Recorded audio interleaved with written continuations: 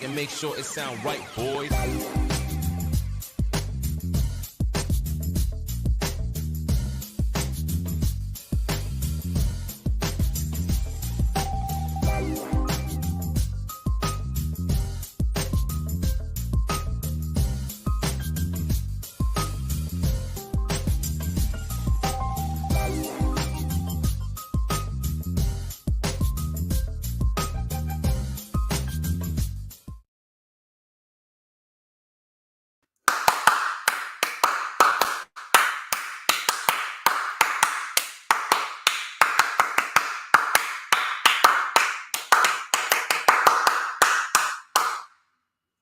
The weather seems to be getting a little cooler outside, which I am very, very, very pleased about. I hope that it stays that way throughout the month of September or the rest of the month of September, seeing that we're already halfway through the fucking month.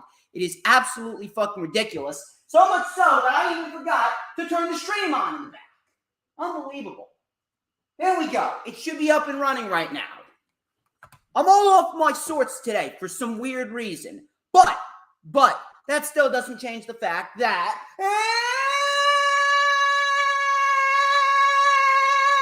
it's Saturday. You know what that means. We're live. Ladies and gentlemen, I'm the one and only DJ Storms, and I would like to welcome each and every single one of you back here to the channel on YouTube.com, as of course, you already know who I am, Mr. Controversy, and the operator of the best damn Twitter handle known.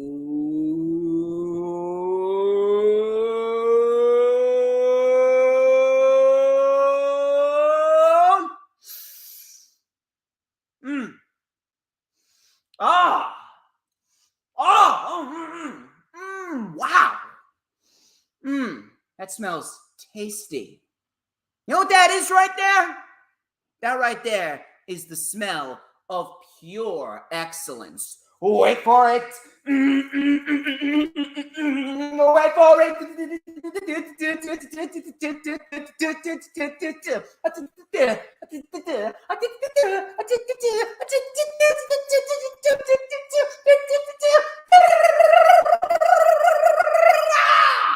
To mankind. And this is the official Lightning Flash update for Saturday, September 17th, 2022. It's pretty damn good. Pretty damn good. I greatly appreciate every single one of you coming on here and joining me. You guys are the lifeblood of the DJ Storms channel. Greatly appreciate every single one of you that has taken the time out of your day to come on in here and chill with me. You guys are awesome. You guys are awesome. We have plenty, and I mean plenty, of material to get into, including a major story regarding Roman Reigns and The Rock being the supposed main event for WrestleMania 39, but it's not the main event of night one with no title. It is indeed planned to be for the Undisputed Universal Championship. We're going to talk about why that's a terrible idea, as well as Logan Paul challenging Roman Reigns at Crown Jewel with the press conference taking place today. That is a terrible idea. On the brighter side, Triple H has now revamped NXT. The logo is now officially white and gold, a little reminiscence of the black and gold, but no more unicorn semen NXT. We're going to talk about that. We're going to talk about the Young Bucks supposedly sending feelers to WWE. And of course, we got the reviews for Raw, Dynamite, SmackDown, and AEW Rampage next week. Next week's a big fucking week, people. Next week is a big week. Because next week, I will be live in attendance for AEW Dynamite and Rampage Grand Slam. So it's going to be a fun fucking night. I'm going to be there. Hopefully, I see some of y'all out there. I can talk to you. I'll give you a free wristband. I'll be doing a vlog. If you want to, you can be in the vlog. I can call you a retard just like I do everyone else in the IWC that's not DJ Storms affiliated. I mean, let's be real. Only retards hate DJ Storms, okay? Okay. Of course, I'll be live in attendance for Grand Slam. And then next Friday, on September 23rd, we got ISPW, Independent Superstars of Pro Wrestling, King of ISPW Tournament.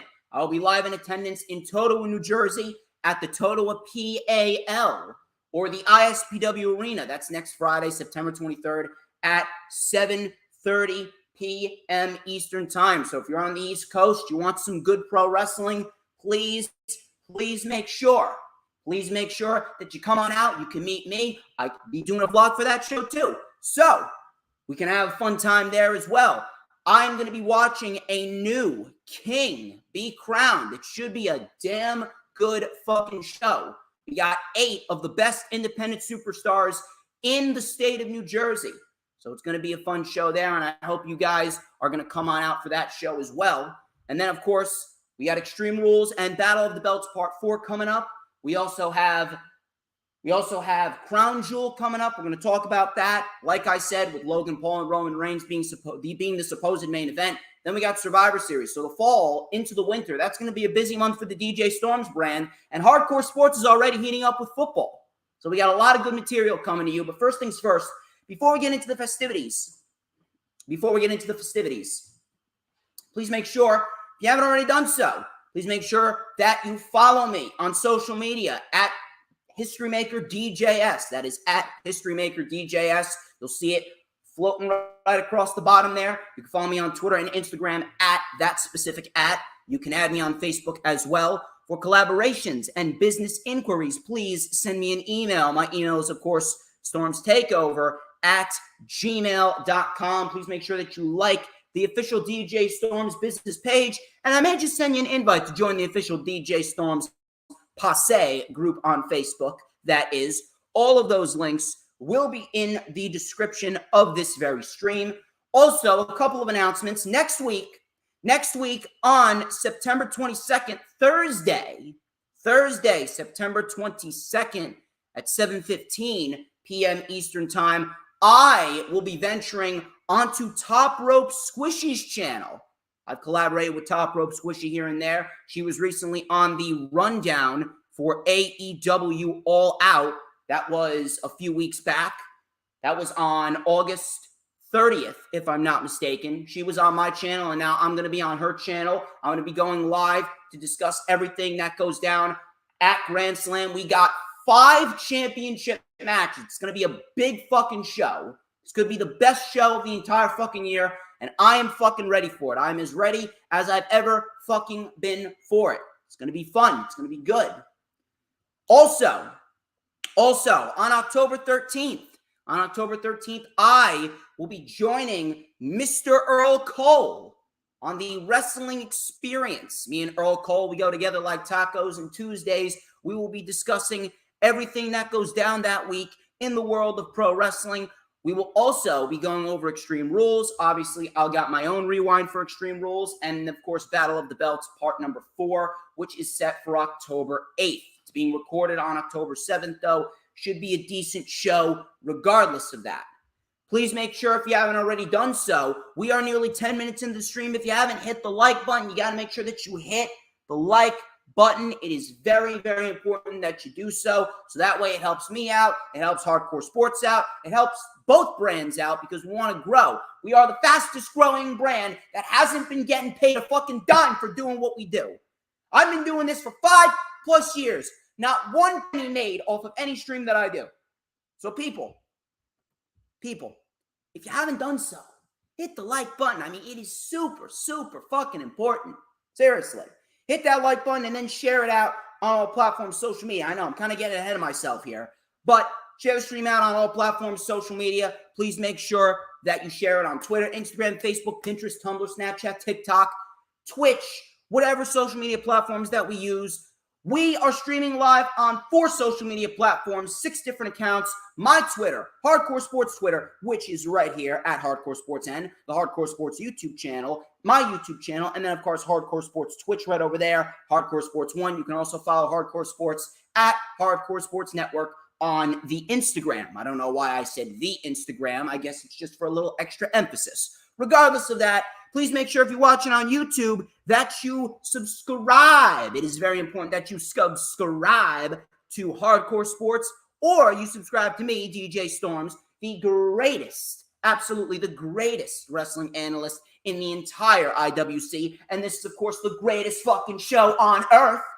Please make sure you hit the subscribe button and, of course, hit that notifications bell with a huge coup de grace. That way you will know whenever I pop up on YouTube. Because whenever I pop up on YouTube, baby, it is the best time to be on YouTube, because it is the only time that you won't get to see this glorious sideburn chin strap combination and this beautiful mustache right here. Excuse me. Oh, yeah.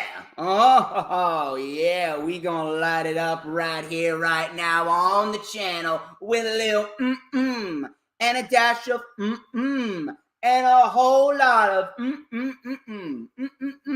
because like a Campbell's soup. Oh, I'm so good. Everybody wants a piece of the Stormsmeister. You already know the drill. I don't really have to explain this to anyone.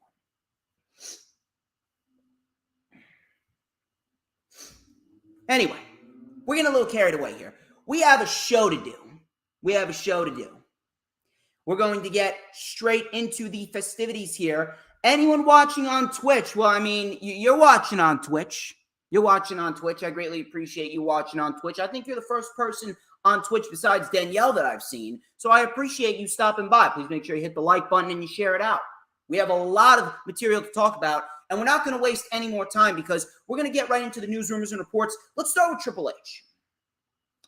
Dave Meltzer, he reported that Triple H is looking to promote NXT heavily on the main roster.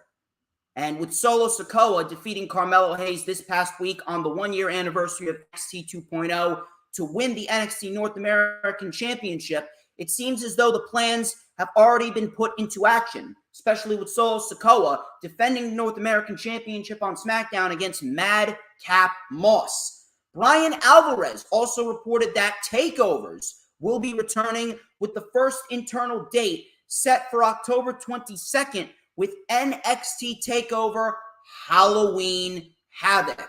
Now, Halloween Havoc, as you guys know, has actually been an NXT special event over the course of the last couple years, debuting in 2020. Now they are making it a takeover, which I do not mind. But here is where I'm going to have to critique this, and I know a lot of people are excited. I am not as excited as some other people may think, mainly because of the fact that it is nearly impossible to duplicate Black and Gold. I don't envision Black and Gold coming back full throttle. And I'll tell you why. The logo change was needed. And I'm glad that we no longer have fucking Hello Kitty throw up NXT. We no longer have fucking unicorn shit NXT. I'm very happy about that. And trust me, I believe that Triple H is going to do everything in his power to give us the best show that we could possibly get. However, I want you guys to think for a minute. What is the main difference between NXT 2.0 and NXT Black and Gold?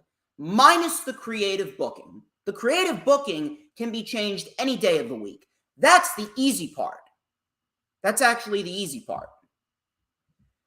What is the main difference outside of the creative booking between NXT Black and Gold and NXT 2.0? The answer is the roster. I want you to take a look at NXT Black and Gold's roster.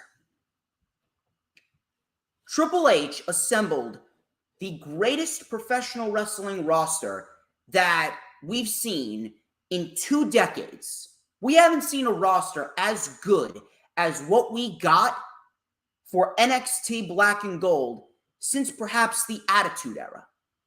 Look at the talent that we had in Black and Gold. Matt Riddle, Shayna Baszler, Dakota Kai, Io Shirai, Tegan Nox, Candice LeRae, Adam Cole, Johnny Gargano, Tommaso Ciampa, Andrade Cien Almas, Aleister Black, Oney Lorcan and Danny Burch, the War Raiders, Lars Sullivan.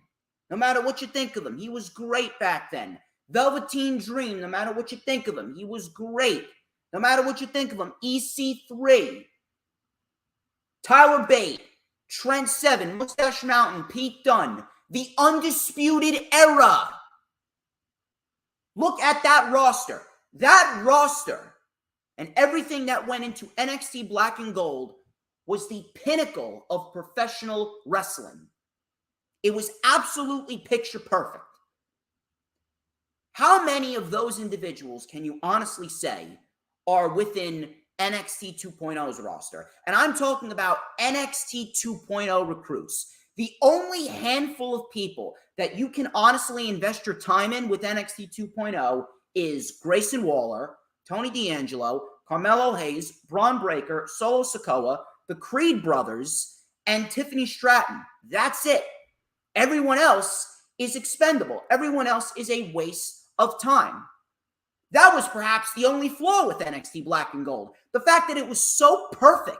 The roster was just fucking flawless to a point where there was no way that Triple H was going to top what he did. You're not going to replace a Keith Lee with a Braun Breaker. No disrespect to Braun Breaker, but he's no fucking Keith Lee. You're not going to replace a Dominic Dijakovic with a Von Wagner. You're not going to replace Finn Balor with Joe fucking Gacy. You're not going to replace Tommaso Ciampa with Tony D'Angelo. You're not going to replace Ricochet with Carmelo Hayes, no matter how good Carmelo Hayes is. He's probably the best one out of the entire NXT 2.0 recruits. You are not going to replace anyone. You will replace no one. They are one of a kind, and they will never be duplicated. Never. You can have great creative booking all you want, but at the end of the day, if you don't have a roster to keep up and match that creative booking, then it's virtually useless. The main roster had all the talent in the world. They just needed the proper booking. And now look at what's happening with the main roster. The main roster is actually putting out some damn good fucking TV. Need I say more? Need I say more? But NXT, you take a look at NXT minus the people that I just named. Every other good aspect in NXT 2.0, minus those 7 recruits that I named, every other good person is from NXT Black and Gold. Whether it be Alba Fire, Kaylee Ray, or JD McDonough, Jordan Devlin, Tyler Bate, Cameron Grimes. Those are all from NXT Black and Gold. Apollo Crews, Black and Gold. So what exactly do we have to work with NXT 2.0? There is no way that you can ask the majority of that 2.0 roster to go out and do what Johnny Gargano and Tommaso Ciampa did at NXT TakeOver, or what Ricochet and Adam Cole did at NXT TakeOver, or what the Undisputed Era and the War Raiders did, what Bianca Belair and Shayna Baszler did, what Io Shirai did at NXT TakeOver, what Kairi Sane did at NXT TakeOver, what Mustache Mountain did at NXT TakeOver. There's no way. It is virtually impossible. It is legitimately fucking impossible for someone of the 2.0 roster to go out and do what the Black and Gold recruits did. It is legitimately impossible. Can't be done. It can't. Unless Triple H goes, scouts the independent scene, and brings in some of the top-tier free agents that are on the market right now to NXT, there's no way that we're going to get any semblance of Black and Gold. If Triple H wants to have a chance, he needs to get to work and fast. And if he does go to the independent scene, how many of those top-tier free agents, like a Johnny Gargano or Tommaso Ciampa or fucking Malachi Black or Andrade, how many of those individuals are free agents? None. 15 to 20% of them are either on the main roster, and then the rest of them are over in AEW. There is legitimately no one on the free agent market right now that Triple H could sign to NXT that is going to give NXT that must-see feel, that black and gold feel. Do I trust that he's going to put on a better show? Yes, but that's not saying much because anything's better than NXT 2.0. NXT is the worst show in the industry right now. I find more enjoyment in taking my dog for a walk and watching him take a shit on someone's lawn than I do watching NXT 2.0. Do I have faith that Triple H is going to put on a better show? Yes. Is it going to be anywhere near what Black and Gold was? No. Why? Because there's no way that Triple H was going to duplicate or replace some of the people, the majority of the people in Black and Gold. There's no replacing Adam Cole. There's no replacing Matt Riddle. There's no replacing Shayna Baszler. There is no replacing the Undisputed Era. No replacing Tommaso Ciampa. And I see Jessica Catanzaro in the chat. Finally, after so long, you're finally off of work on Saturdays. It is fucking wonderful to see you. I ran into her at the supermarket earlier today. I was wondering when she was going to be creeping in the chat. I'll keep you guys updated on anything regarding Triple H and this revamp of NXT. I can only hope that Triple H knows who to put on TV and who to not put on TV. Fightful. This is something different now. Switch over to the Young Bucks with AEW. Fightful reported that a source indicated that the Young Bucks sent feelers to WWE and they asked to speak to someone in WWE management personally. This happened the week of All Out and the post-media scrum brawl with CM Punk and Ace Steel. It is yet to be confirmed, but the rumor has persisted within WWE for several weeks now since All Out.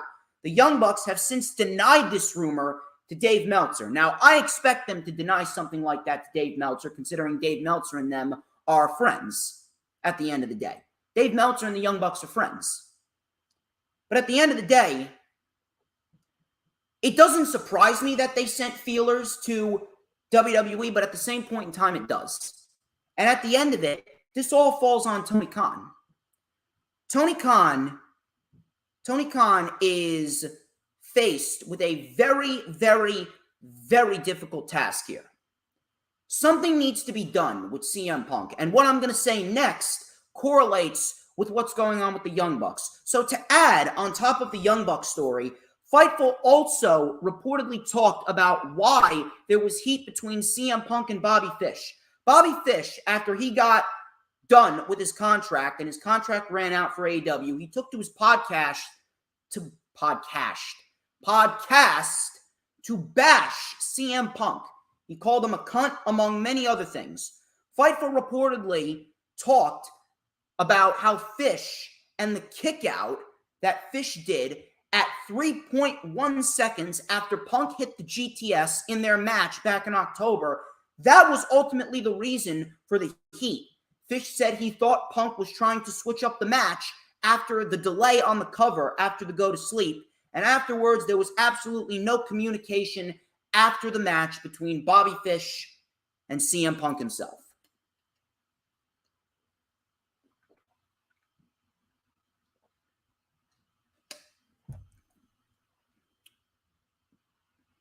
I talked about this when I ranted on CM Punk and that whole media scrum brawl last week, I believe it was. I waited an entire week to air out my thoughts, everything. The main thing that I talked about is professionalism and communication. Tony Khan has bombarded himself with so much shit to do that he's neglecting some obvious things that need to get done. And one of those things is communication. There should be full, undisclosed or disclosed communication between every one of the top tier major stars and Tony Khan. At the very least, at the very fucking least, the top tier major stars, the Young Bucks and CM Punk included. The fact that there was no communication, that right there just goes to show you where the problem stemmed from. Now with what happened at the All Out Post media scrum, the report right now is the majority of the AEW locker room, matter of fact, almost all of the AEW locker room, they are all firmly standing behind the Young Bucks as we speak. And you know what? I can't even blame them. The Young Bucks were in the wrong too. The Young Bucks aren't the innocent party here because they're supposed to act like EVPs, but they acted like fucking juveniles with CM Punk. They brought themselves down to CM Punk's level and fucked themselves over. So at the end of the day, the Bucks are to blame, but CM Punk obviously is the number one perpetrator. He's the number one person to blame as of right now. Tony Khan is going to have to make things right. Now, what does that mean? Whenever CM Punk's back,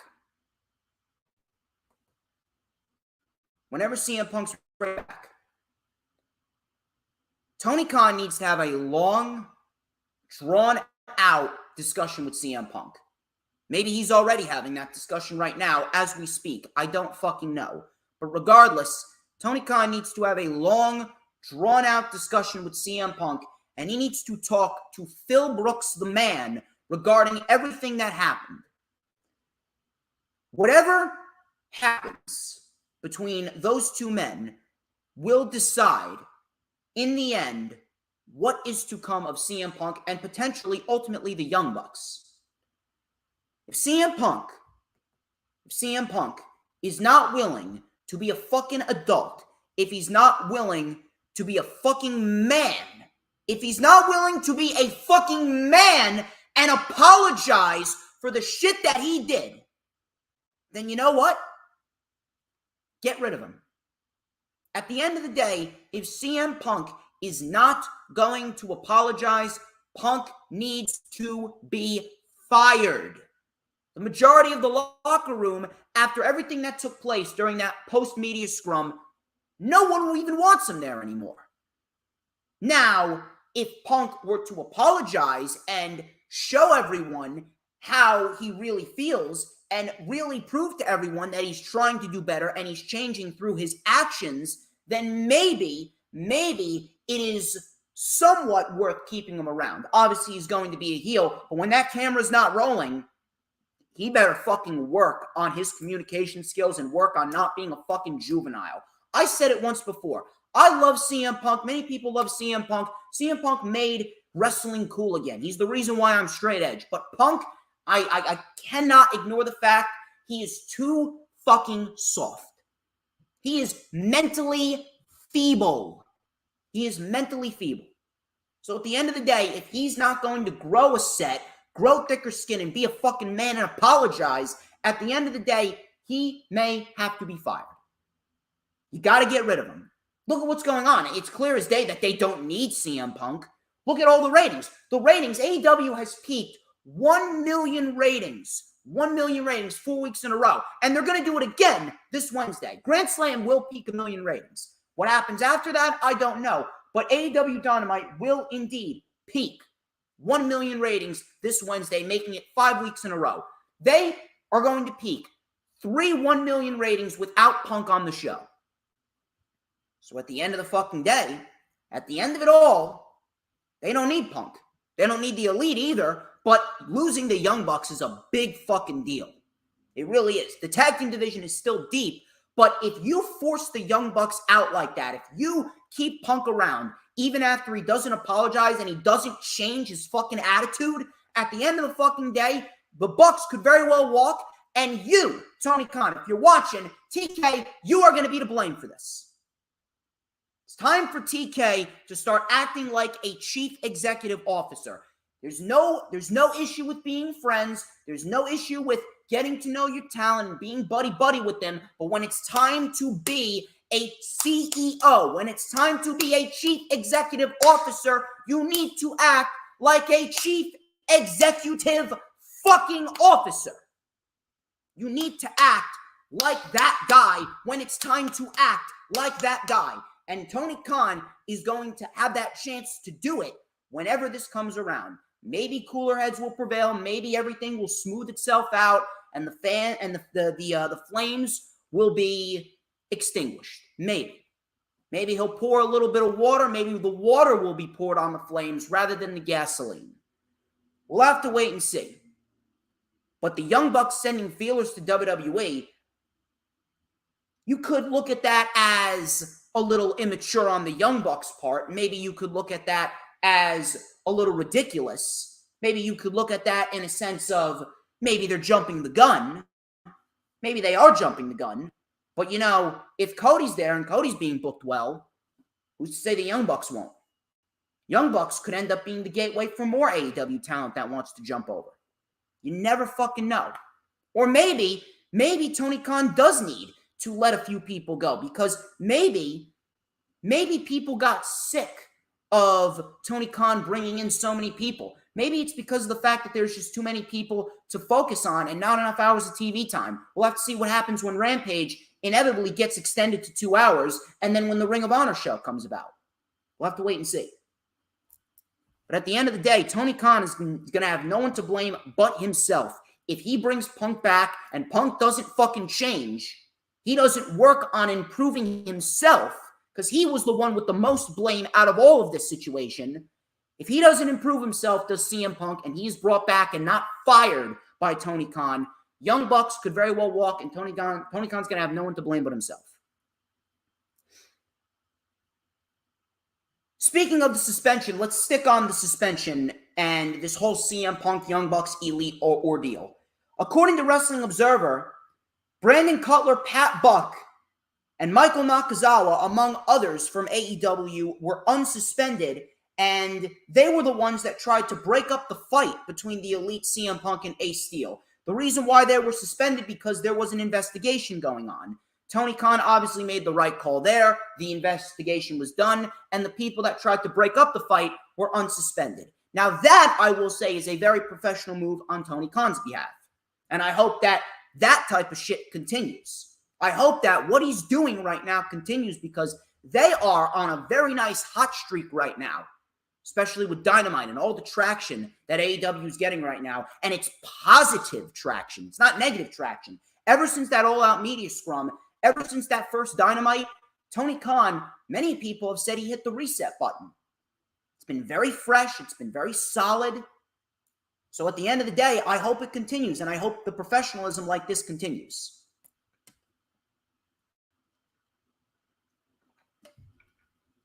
Switching gears now. Let's talk about WWE for a minute. Now, as you notice, the Mysterios and Edge, or Rey Mysterio and Edge, that's it. Rey Mysterio, and Edge have been feuding with the Judgment Day, who recently just recruited Dominic Mysterio.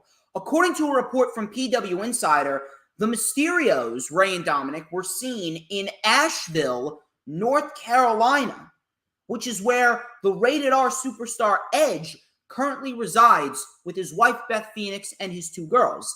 The site speculated that Rey and Dominic were in the area to film something with Edge as a way to continue their feud. And if that's the case, I mean, I got no issue with that. I got no issue with that whatsoever. I remember it was last year when Rollins and Edge feuded around this time, and Rollins actually invaded Edge's home. That feud was probably one of the best feuds, maybe the best main roster feud in 2021. That feud was great between Seth Rollins and Edge. They gave you 3 of the best matches of the entire calendar year for WWE's main roster. And it was Edge's idea to have Rollins invade his home. So if Edge is coming up with gimmicks and he's got the creative juice in his mind flowing, and Edge is such a great fucking mind, if we're going to have Rey get invited over to Edge's house to talk things out, and then the Judgment Day with Dominic invades the home while Beth Phoenix and Edge's children are in attendance, I mean, that could make for some great TV. So I got no issue with that. That's actually a positive report, and I got no issue if they want to do a home invasion angle. That'll really ramp up this feud. Dave Meltzer, moving on to another report here, back to AEW. Dave Meltzer provided an update on the House of Black following Malachi Black's conditional release from AEW. I don't believe that Malachi Black is released at all. I think he's just going on an extended vacation right now. Tony Khan's going to pay him because he's still under contract. And at the end of the day, Malachi Black is going to get himself right. And when he's right, he's going to come back to AEW. But Dave Meltzer responded to a fan when they asked about the House of Black and what is to come of them in the future. he responded in the tweet, and I quote, saying, Matthews and King are now a tag team, which is a great thing because those two as a tag team, they could really do some serious damage as a tag team, and I really like to hope that they will be featured on TV more. We already have a no DQ match booked between them, Darby Allin, and Sting on the Rampage portion of Grand Slam, so that should be a fairly entertaining match. I'm glad that they're a tag team, and I'd love to see them in there with more teams like The Acclaimed, more teams like Swerve in Our Glory, more teams like FTR. I think that Matthews and King could put on some damn good fucking matches with those types of teams. And I really do hope that they are positioned as a top priority as a tag team. Dave Meltzer, continuing with Dave Meltzer. Dave Meltzer, I might as well talk about this now. I may as well talk about this and Roman Reigns and The Rock being reported as well. So, well, actually, before I talk about that, I got an update on Jeff Hardy. Jeff Hardy, as you all know, he was arrested for another DUI. Matt Hardy had Wardlow on his podcast recently, and he noted that we will see a new Jeff Hardy very soon. Dave Meltzer reported that Jeff Hardy is actually expected to be out of rehab soon, and he will be back in the ring. I'd like to hope that this time will be different. Obviously, I have my doubts, as do many people have their doubts. But look, if Jeff Hardy says he's doing good in rehab, then I guess we are to believe him, as well as Matt Hardy. No one knows no one knows Jeff more than his own fucking brother, Matt. So we'll have to wait and see how that plays out. But I just wanted to throw that one out there. That's just a little small report that I have going on. When can we expect him back? I don't know. The important thing is that he's healthy. He is doing what he needs to do, and he's remaining sober. It's all that we can ask for. But I may as well talk about these two reports now. Now, according to Dave Meltzer, WWE, they are indeed holding a press conference today in Las Vegas for the main event of Crown Jewel on November 5th. Roman Reigns versus Logan Paul is said to headline the pay-per-view. On top of that, earlier in the week, Louis Danjor, how the fuck you pronounce this retard's name. I have been referencing this fucking moron, this fucking inbred, for years on my channel now, and I still don't know how to pronounce this guy's last name. Hey, Danjor, if you could please send me a DM. How do you fucking pronounce your last name? Not that I give a shit about you anyway. How do you pronounce your last name? Please. How the fuck do you pronounce your last name? Is it Dangor? So, Danjor of Wrestle Talk, sounds like a fucking Yugoslavian name. Danjor of Wrestle Talk reported that WWE has no plans whatsoever to have Roman Reigns drop the undisputed WWE Universal Championship this year. The intention is still very much to have him as champion for his match with The Rock at WrestleMania 39 in April of 2023. WrestleVotes even took time to comment on the internal feeling of Roman Reigns and his title reign as well. They tweeted out, and I quote, "The situation with the world titles and Roman Reigns is complex," according to a source. They would like to go into Mania season and WrestleMania itself with two champions, but they also don't want Roman losing at all prior. I'm told that HHH, Triple H, and co. are open to all things creatively here. End quote.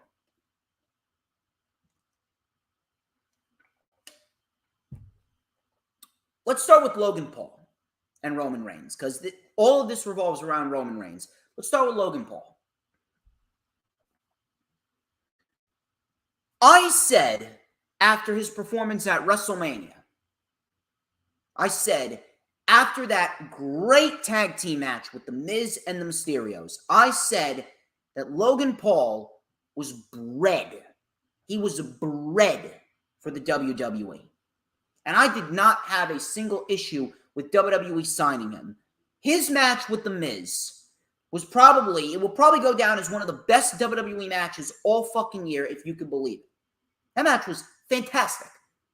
That was the best Miz match since his match with Dolph Ziggler for the Intercontinental Championship back at No Mercy 2016. That's how good that match was. That's how good Logan Paul is. Kid's a fucking natural. He's an absolute natural. But does anyone honestly believe that Logan Paul can last 30 fucking seconds in the ring with Roman Reigns? I understand why. I'm trying to give Triple H the benefit of the doubt here. I understand why. Mainly because the fact of either one, Triple H knows that these Saudi shows are meaningless and no one gives a fuck about him anyway, number one. Or number two, and this is what I think the reason is why they're booking this match. This is where I believe Triple H's mindset is. Triple H is in the mindset of anyone who faces Roman Reigns is ultimately going to lose. Anyone that faces Roman is ultimately going to take that 1-2-3 pinfall loss. He doesn't want to give an AJ Styles or a Bobby Lashley or a Karrion Kross or a Kevin Owens or a Ricochet. He doesn't want to give these guys a loss. He wants them to continue to win. He wants to continue building them up, building momentum for them, which he has. Ricochet's been on a winning streak on SmackDown. Kevin Owens has been on a winning streak on Raw. Karrion Kross is going to beat Drew McIntyre at Extreme Rules. So at the end of the day, I get it. I understand. I get it. I understand. I completely get that.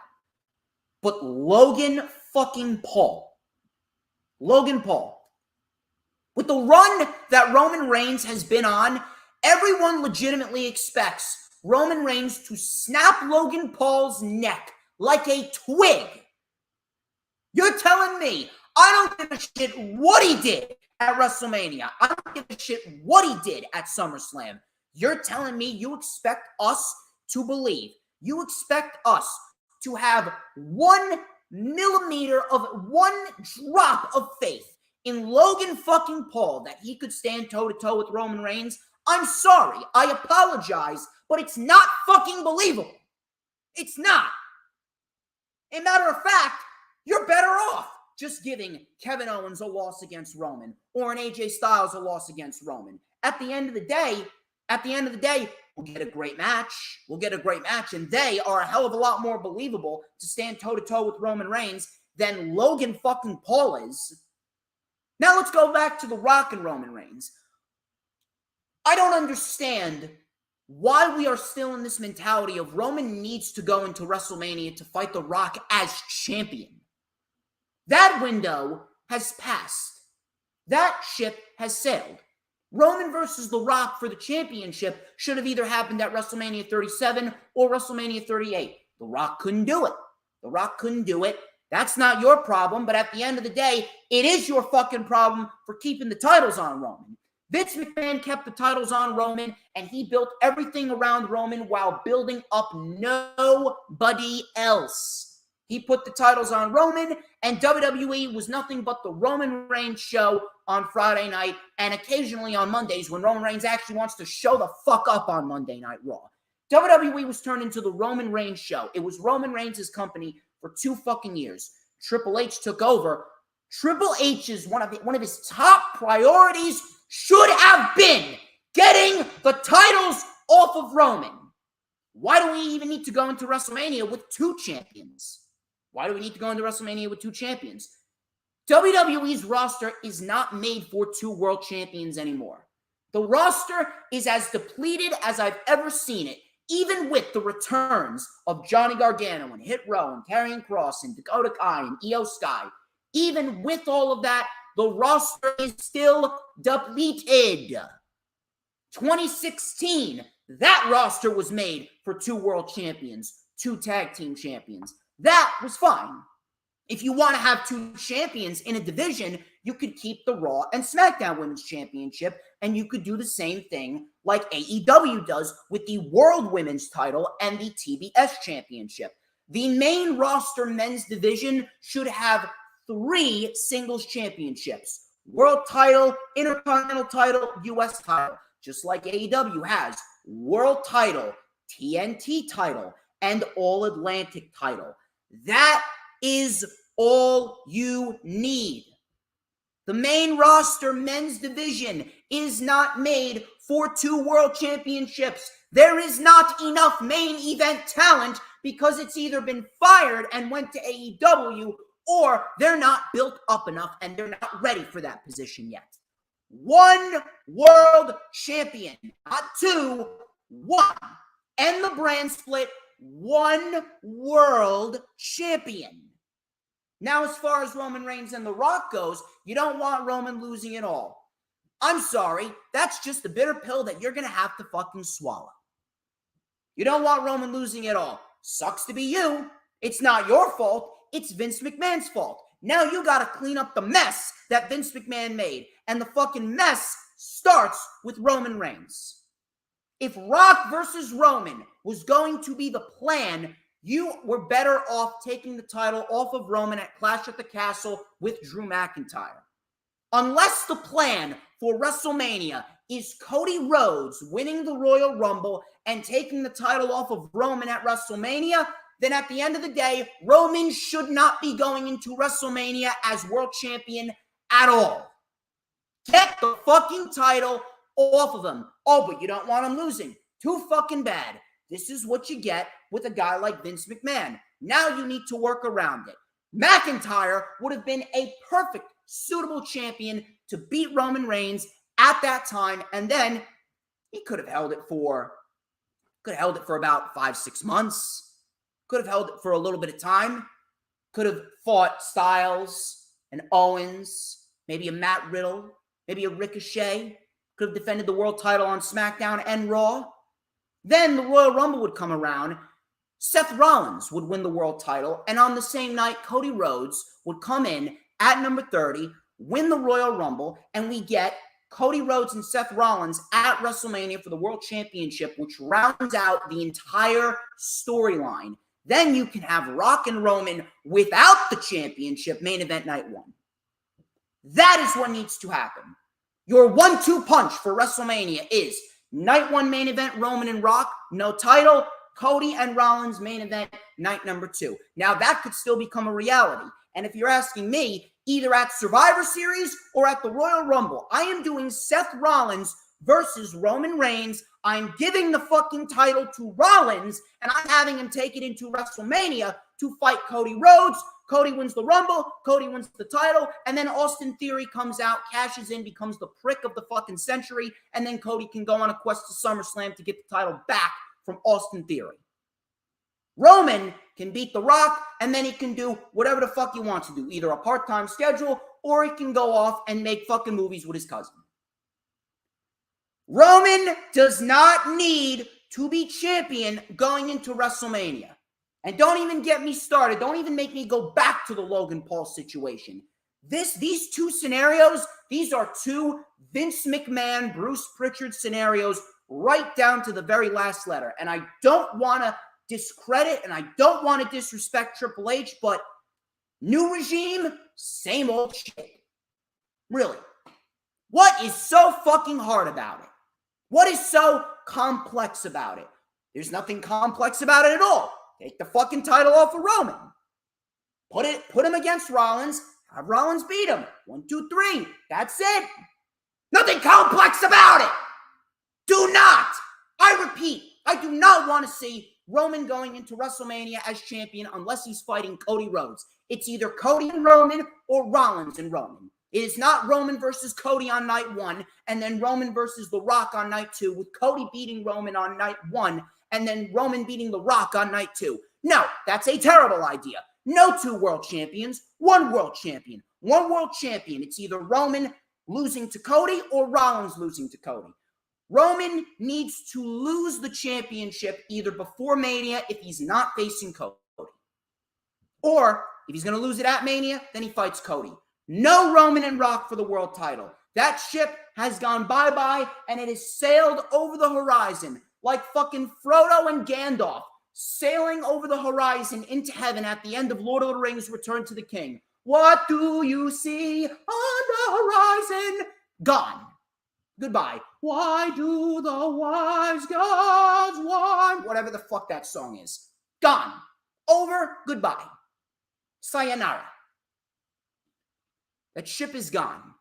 Roman and Rock should not be for a world championship. If it is, this just goes to show you that WWE will never fucking change. Hunter, if you're watching me, someone send it to Hunter. Someone. No Roman versus Rock for the title. Roman versus Rock, no title. Roman and Rock, no title. Quite simple. Do I need to fucking say it in Japanese? Swear to God. This shouldn't even be a topic of conversation with Triple H in charge. I understand it's going to take a while for Triple H to fix up the mess, but this should be the easiest one. Fuck it. Roman Reigns has had undoubtedly the worst world championship run in 2022 at least. Ever since that DQ finish with Seth Rollins at the Rumble, Roman Reigns and his world title run has been shit. Minus the match with Lesnar at SummerSlam and minus the match with Drew McIntyre at Clash at the Castle. Minus those two matches, his year as world champion has been shit.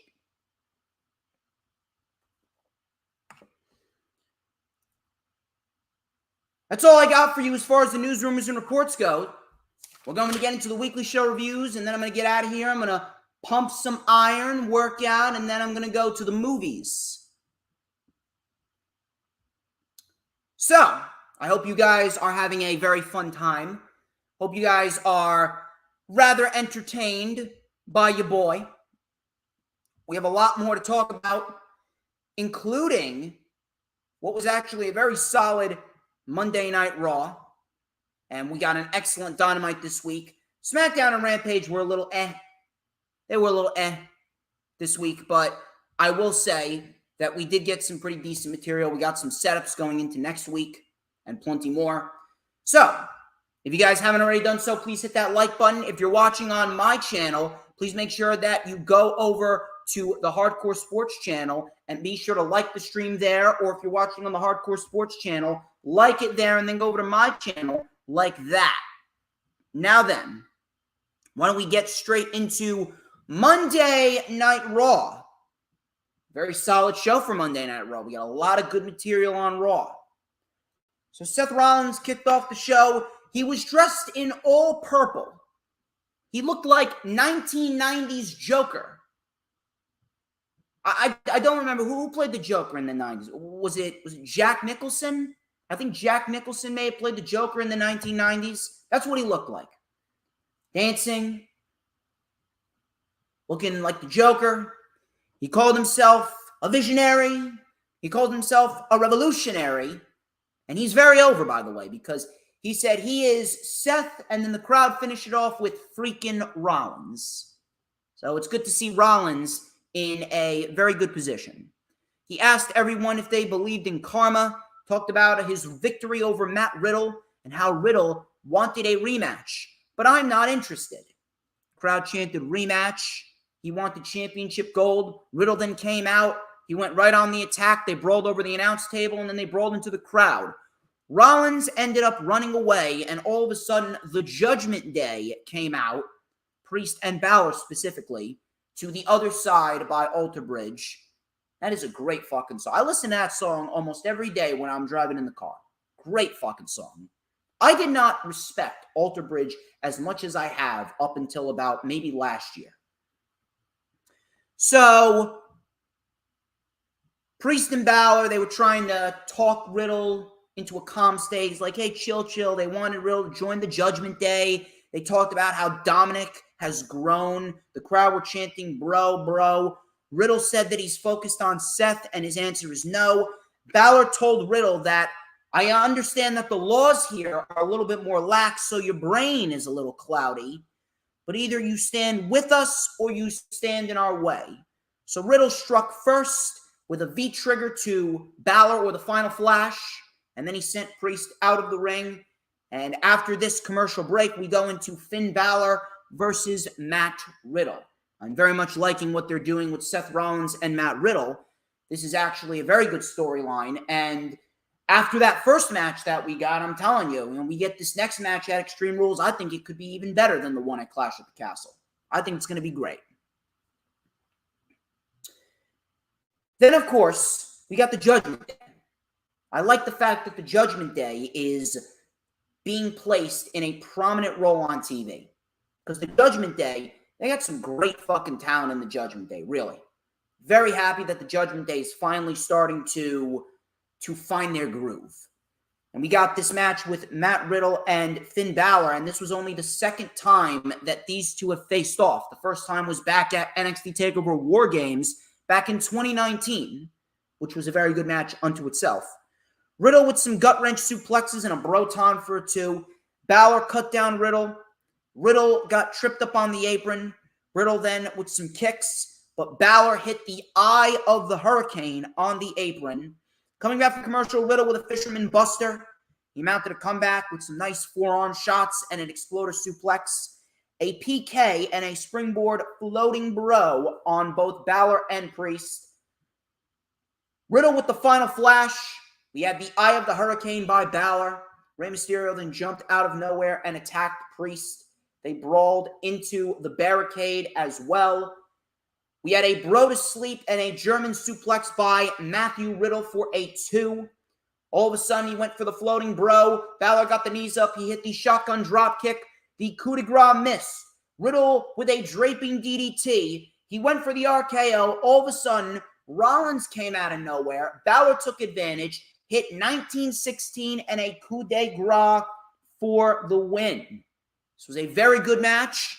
And what I'm very happy about is, if you've noticed, Finn Balor is gaining more momentum. Finn Balor is gaining more momentum. That is a great thing to see.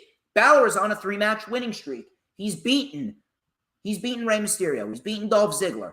He's beaten Matt Riddle. If anything, I think Finn Balor should be next in line for a potential U.S. title opportunity against Bobby Lashley. I am damn sure down for that. Afterwards, Rollins then delivered a stomp to Matt Riddle and screamed, "It's over, bitch. Move on." So I'm not sure what type of stipulation that they are building towards, but to my knowledge, I'm just going to go out on a limb and I'm going to throw out a prediction. I think we're going to get a last man standing match. It definitely feels that way. Why? Because Riddle, they're really playing up this angle where Riddle won't stay down. He just keeps on coming back for more and coming back for more. And when someone keeps on getting up and coming back for more, then I kind of correlate that with, okay, last man standing. So we'll see what happens there. I think a last man standing match would be a great match for Extreme Rules with, I almost said Priest, with Riddle and Rollins. Dominic Mysterio. He cut a promo backstage in a dark room. He stated how he finally felt alive and how he was done taking the disrespect. Edge got exactly what he deserved. And tonight I'm going to finish what I started. Rey, Jefe, this is my life, not yours. You want an answer, look in the mirror and ask why you didn't ask me what I wanted for my career. For such a tiny man, you cast such a large shadow, and I'm done living under it. All of a sudden, Rhea Ripley comes off screen, whispers something in Dominic's ear, and he goes, "I'm not your baby boy anymore. I'm a man." So he walks away, and then Rhea Ripley just stands there smirking and smiling into the camera. This devilish grin on Rhea Ripley's face. The dynamic of Dominic Mysterio and Rhea Ripley, I don't know what it is, but they have a great fucking dynamic. The dynamic between these two, Rhea Ripley being the manipulator of Dominic Mysterio, being the puppet master, that right there, it's such a brilliant thing to watch. Whatever Triple H did, it's fucking working with the Judgment Day. And Rhea Ripley and Dominic Mysterio's dynamic, it just comes off so well. I love the vibe. The vibe is just great. More of this. More of this, please. We had Aaliyah and Raquel Rodriguez versus Dakota Kai and Io Sky. And this was for the WWE Women's Tag Team Championship. I mean, it was better than the last match that they had. I will say that. It was a little bit more crisp, a little bit more intense, but I mean, why didn't Damage Control initially win the tag team titles? Damage Control won here. Damage Control won here, and they didn't win in the tournament. Why exactly did they lose the tournament? Why exactly do we still have women's tag team titles? I understand that Triple H is not one to just give up, roll over, and never again do we see something. I understand Triple H is not a guy to just give up on some shit. He wants to try. He's trying, but it's just not working. Women's tag team titles don't work. Listen, I love the women's division, and I love that Triple H is trying to focus more on women's wrestling, but the women's division, it's just not meant for tag team titles. Same thing with NXT. I'm sorry, Jess. I know Casey's probably watching. She probably wants to fucking strangle me, but women's tag team titles shouldn't fucking exist. The women's roster on WWE and any fucking promotion, they're not meant for women's tag team titles unless it's fucking Stardom. Unless it's Stardom, it's just not worth it. It doesn't work. There's no connection. No one gives a fuck. No one does. The only good part about this is that Bayley and her crew, they are taking control. No pun intended there. Now, it's going to be a great thing to see. It's going to be a great thing to see Damage Control and Bayley all as champions, but it don't work. I'm sorry. It does not work. So Damage Control ended up winning here.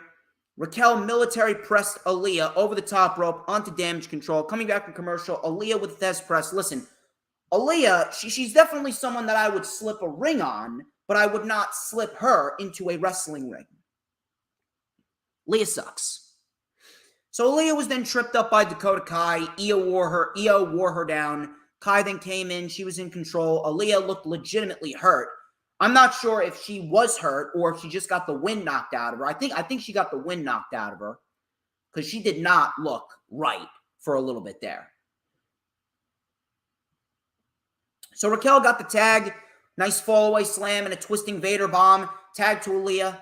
We had a boot by Dakota Kai, an alley-oop splash by Raquel and Aaliyah for a 2. Io and Raquel spilled to the floor. We had a slingshot facebuster by Aaliyah, but Bayley put Kai's foot on the rope. Raquel then took her out. Io with a moonsault onto Raquel, onto the floor. Dakota Kai hit the chiropractor on Aaliyah. Aaliyah sold the shit out of it, and we have new champs. Again, I ask, why didn't Damage Control initially win the championships? Why do we have women's tag team titles to begin with? Burn them! Burn them in a fire and piss the fire out. Once they're ashes. Ashes to ashes, dust to dust. The women's tag team titles are shit.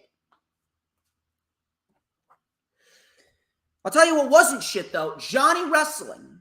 Love me some good old-fashioned Johnny Wrestling. Johnny Gargano versus Chad Gable. This was great. This was excellent. Chad Gable, a shoosh. A shoosh, please. A thank you. Well, I love me some Chad Gable. I think I'm going to get that shoe shirt. I think the next time that you see me, I think I may have that shoes shirt from Chad Gable. I have to. It's great. So Gargano and Gable traded some nice holds, some nice transitions. Gargano then with a drop kick and a cannonball off the apron. He was in control. Coming back from commercial, Gable, he was in control before Gargano mounted a comeback with a nice enziguri and a slingshot spear. Gable with an ankle lock.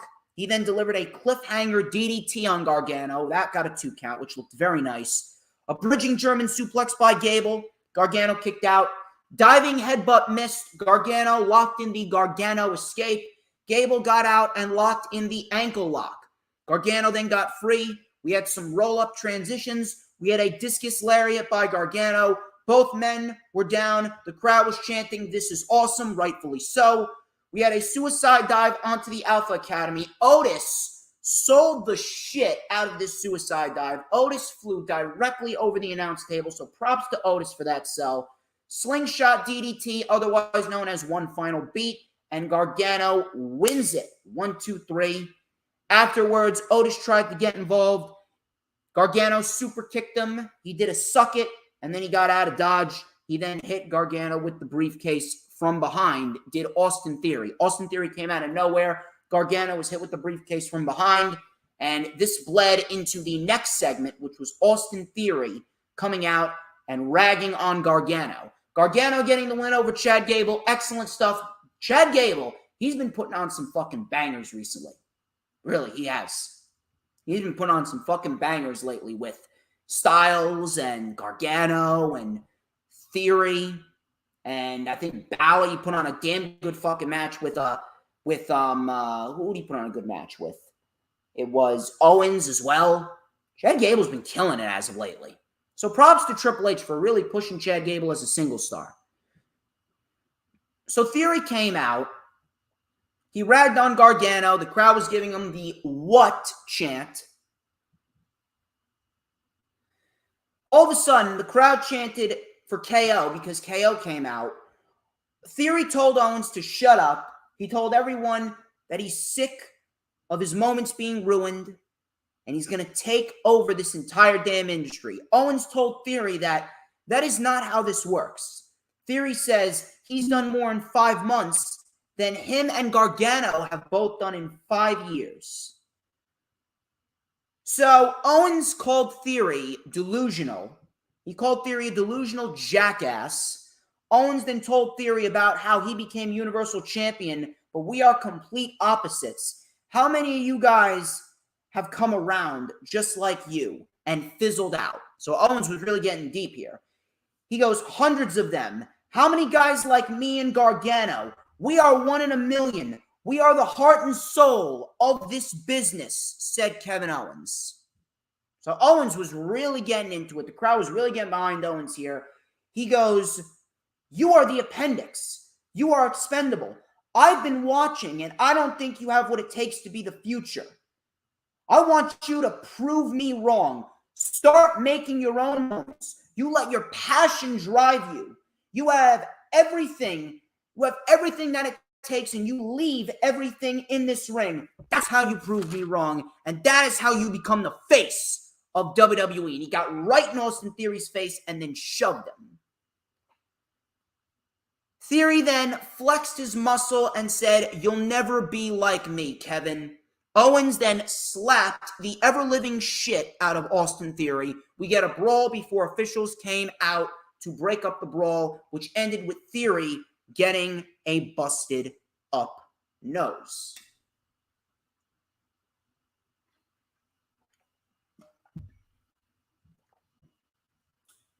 This was fucking fantastic. This was absolutely fucking fantastic.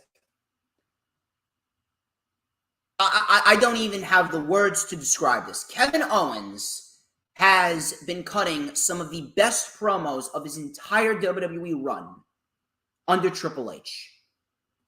And the best part about it is Kevin Owens is a babyface. Kevin Owens is a babyface. Exactly what we needed. Owens now as a babyface opens up a world of new possibilities. This is exactly what needed to happen. And I'm very, very happy that Triple H decided to go forth with this. I really am.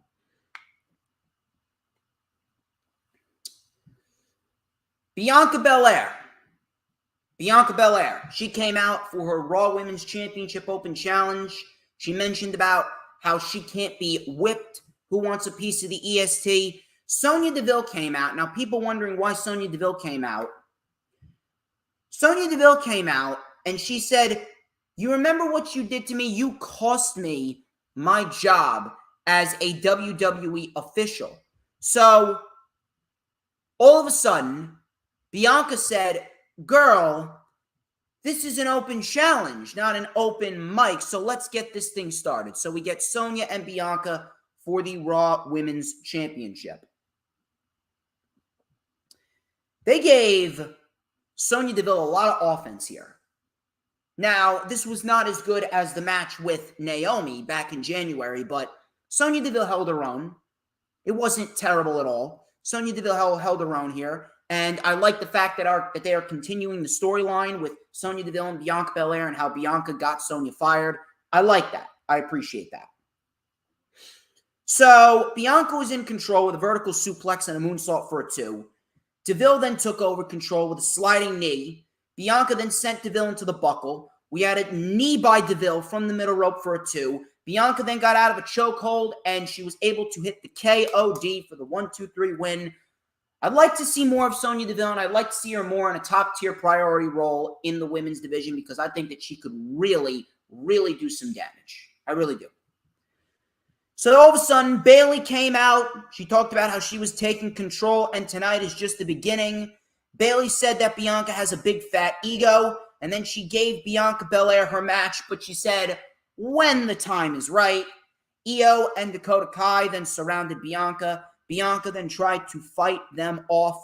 Bianca was then swarmed before Bliss and Asuka came in to even the odds, and then Bianca dropped Bayley with a spine buster before the baby faces stood tall. So it looks like that we will probably get a women's tag team title match between Asuka, Alexa, and then Damage Control, and then we'll probably get Bayley versus Bianca. We had Omos. The fucking troll that yells, the gigantic cyclops that yells, Omos. I found this hilarious because the TV started glitching out. And I saw that a thing came up on the screen that said Raw was experiencing technical difficulties. And this was during Omos's match. I could not help but laugh my ass off. So Omos squashed 2 jobbers. Who gives a fuck? This is only the second time that Omos has appeared on Monday Night Raw in about 8 weeks.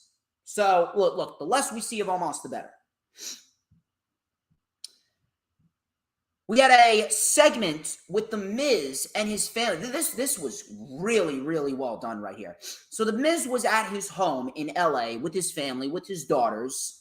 They were getting ready for bed, and Maurice and The Miz were getting ready to go out to a party.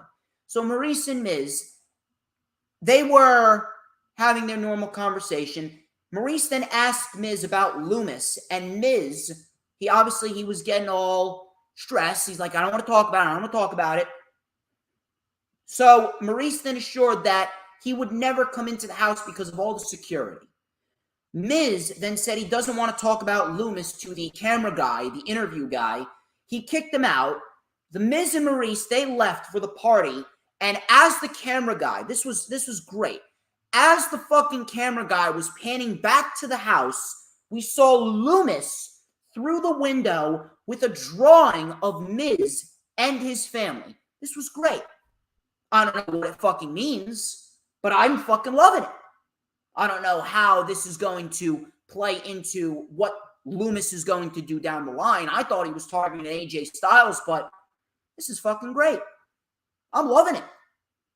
I don't even know why Loomis is targeting The Miz, but it's great. More of this. More of that, please.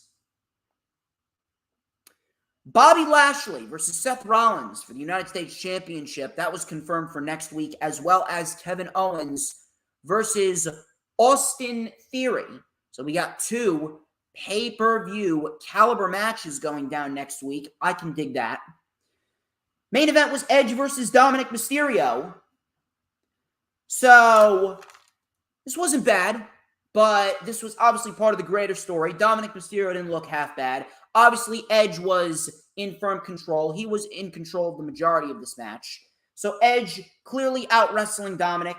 Edge then tore apart the announce table before Dominic sent him into the steps. Rhea then chopped out Edge's leg from behind the referee's back. That was obviously the main story. Dominic then took over, coming back from commercial. Dominic with a 3 Amigos. He then hit a frog splash for a 2. After he hit the frog splash, we then saw Edge hit a flapjack. He mounted a comeback. Dominic attacked the knee. We had an execution connecting Dominic with a half grab. Edge then got out. Edge then tied up Dominic in the ropes, and he poured on the fist. This is what you want, Dom. All of a sudden, Rey Mysterio came out, and he tried to plead with Edge. He tried to plead with Edge. So, all of a sudden, Priest and Balor attacked, and we got a big brawl. Rhea Ripley then hit Edge with the chair. This caused the DQ, and all of a sudden, Dominic, he whacked Edge's leg. He whacked Edge's leg over and over and over again with a chair, and then all of a sudden, this was fucking brutal. This was brutal here. He elevated Edge's leg on the chair, and he hit a coup de grace right to Edge's leg. I don't know what it was, but it bent in the wrong fucking way. It looked fucking brutal. It really looked fucking brutal.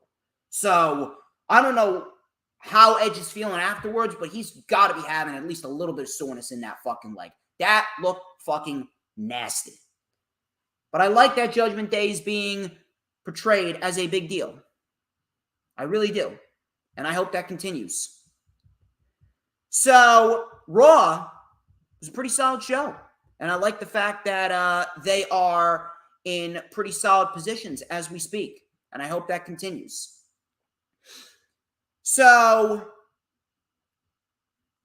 after that, we go into Dynamite. And Dynamite this week was excellent. Excellent stuff from top to bottom. We got great wrestling, pay-per-view caliber wrestling, great promos. Really good stuff here on Dynamite. And we are going to go over that in just a little bit. Bam Cristiano, my man Bam, who works over at ISPW, he is in the chat right now. I will be seeing you, hopefully, on September 23rd at the Total of PAL because DJ Storms has taken over ISPW like always, brother. And hopefully I'll be getting that gig over there very, very soon. Hopefully I'll be managing the Dominican Destroyer Vargas because I think Vargas and myself would be a damn good fucking pairing. But anyway, we're going to get into Dynamite. And I thank you guys for sticking around. It's been a great stream thus far. We got 3 more shows to go over. Dynamite, excellent show this week. We kicked off with Jon Moxley, the Wild Thing. He took on Sammy Guevara. This was the AEW Tournament of Champions semifinals. This was a very good match. Moxley and Guevara, they traded some strikes back and forth. All of a sudden, Guevara with a Tope Con Hero and a Spaceman Plancha. Guevara then stomped Moxley's head into the steps. Coming back from commercial, Moxley with a headlock driver to Guevara on the apron. Guevara sold it beautifully. And Bam! Oh, Bam! Bam knows the drill. Oh, yeah. Ain't nobody does it like DJ Storms. But it's not baby. It's DJ Storms Bay. Okay? You already know the drill. Anyway. So after that headlock driver on the apron, we had Sammy trying to mount the comeback. Sammy then locked in a Walls of Jericho in tribute to Jericho. Sammy then hit a slingshot cutter. Very nicely done. Moxley kicked out. Moxley then with a bulldog choke. Transition into the head and arm trap elbows. Guevara with a very nice Spanish fly. Moxley kicked out. Moxley with an avalanche German suplex. Both men were down. Anna Jay and Ty Conti came out to distract Moxley. Ty Conti with the heel of her boot kicked Moxley right in the testicles. From behind, might I add. So that cannot feel good. Moxley couldn't even fucking brace for impact. At least if you do it from the front, you know where it's coming from. But Ty did it from behind. So she kicked him right in the balls. That did not look good. So Sammy rolled up Moxley for a 2. Sammy went for the Swanton Bomb, but he missed. Moxley and Guevara traded strikes. We had a V-trigger by Sammy. A go to hospital reverse. Moxley with the Death Rider, and he wins it. He wins it, and Moxley, as we expect, he goes into next week's Grand Slam to fight the winner of Jericho and Bryan, which I will be live in attendance for next week. I hope to see some of you there. Very good opener to the show. Right man to win. And Sammy Guevara is going to be a big deal. He will be AEW World Champion at some point. He's already a 3-time TNT champion. One thing I want to say, give me Sammy Guevara versus Pac for the All-Atlantic Championship. That's definitely something I'd be interested in seeing. So from there, we go into MJF, Maxwell Jacob Friedman. He came out to a tremendous pop. Tremendous fucking pop. So MJF told everyone that they need to keep their fat mouths shut. He said that he hasn't slept since last week. You have the look of a man who has no fear, Jon Moxley, and that pisses me off. I ain't playing a character, you are. You are a joke just like these schmucks. It turns out you were just the same as the people of Albany. White trash, uneducated, and poor. You got bullied as a kid, and you built a great character, but I don't buy it, John. You're still that same old scared little boy, and now you're old enough to drink your sorrows away in alcohol like a worthless drunk, said MJF. But you got sober, but your brain, or my brain, is far more dangerous than your disease. Bad things happen when you stand in MJF's way. It is my title. You told a story about a demon and how it wanted to take everything that you've earned. You don't deserve it. You will find out that I am that demon, said MJF. But now I'd like to introduce to you a young group of gentlemen that helped me gain my spot in the ladder match. Ladies and gentlemen, Stokely Hathaway and The Firm. I like that name. I like The Firm. It is quite firm of a name, no pun intended.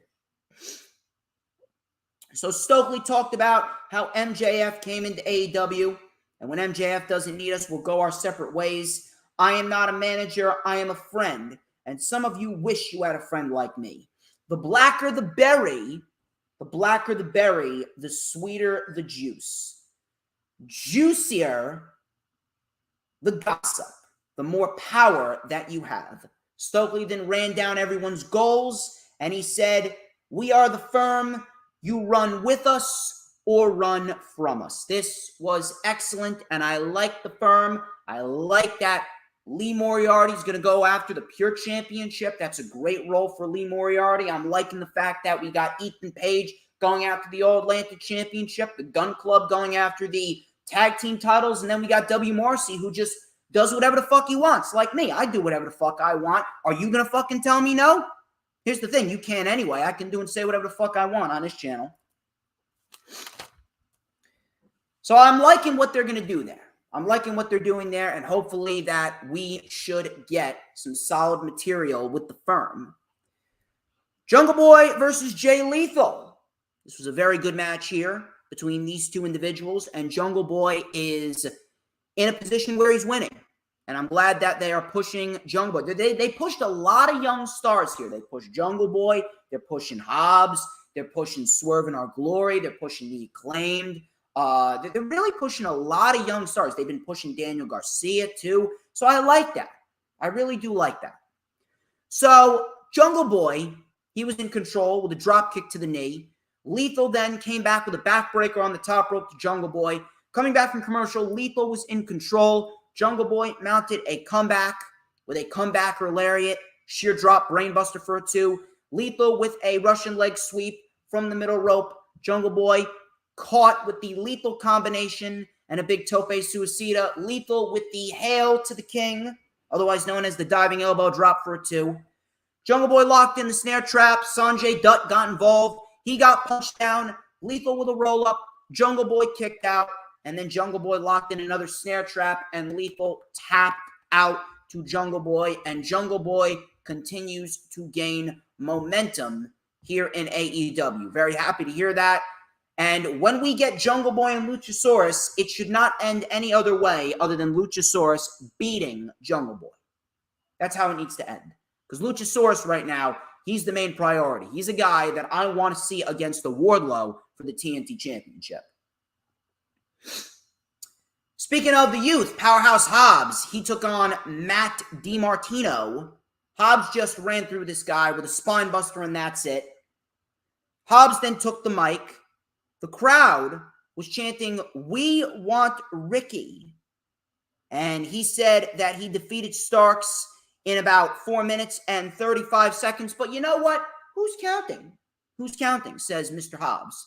He goes, "Now it's time to open up a new chapter in the book of Hobbs." I don't know what it is, but I never really noticed, but the book of Hobbs, that's a great line. That's a really great line. That's a great gimmick for Hobbs. That's a great catchphrase for Hobbs. You're just going to be another chapter in the book of Hobbs. Sounds like fucking gospel. I like that. Really, really solid stuff right there. So I want to get a t-shirt. Give me a t-shirt that says the book of Hobbs. I like that. I like it a lot. So Ricky Starks came through the crowd. Ricky Starks went right after Hobbs. He hit him with the microphone, and he stood tall. And next week on the Rampage Grand Slam event, we get Powerhouse Hobbs and Ricky Starks in a rematch, which should be a pretty damn good fucking match. And I do believe they will get more time than the last time.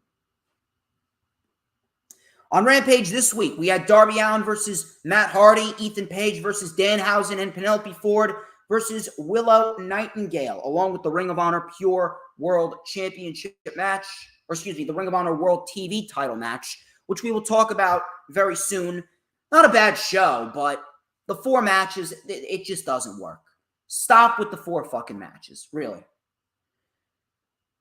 Tag team match, Swerve in Our Glory versus the Lucha Bros, AEW World Tag Team Championships. This was a fun fucking match. This was a really fun fucking match. These two teams worked very well together here. So Keith Lee and Rey Fenix, they mixed it up a little bit. Lee got chopped down by Fenix. Coming back from commercial, Swerve was in control of Fenix. We had a hook kick by Fenix, a tag to Penta. Penta hit the Maiden Penta. Now, this was a great move right here. Rey Fenix dove over the top onto Lee. Penta hit Maiden Penta. And then, all of a sudden, we had Keith Lee. He lawn darted Rey Fenix through the rope into Penta to break up the pin. That was very nice. So, all of a sudden, we had a super kick to Lee. A beautiful slingshot Spanish fly by Fenix onto Swerve.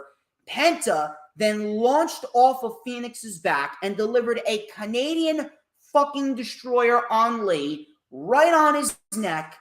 Keith Lee kicked out. Popped this crowd like all hell. This crowd was on fire for that spot. All of a sudden, Phoenix was then shoved to the floor. Keith Lee hit ground zero, and Keith Lee and Swerve retain in a damn good tag team match. Very fun stuff.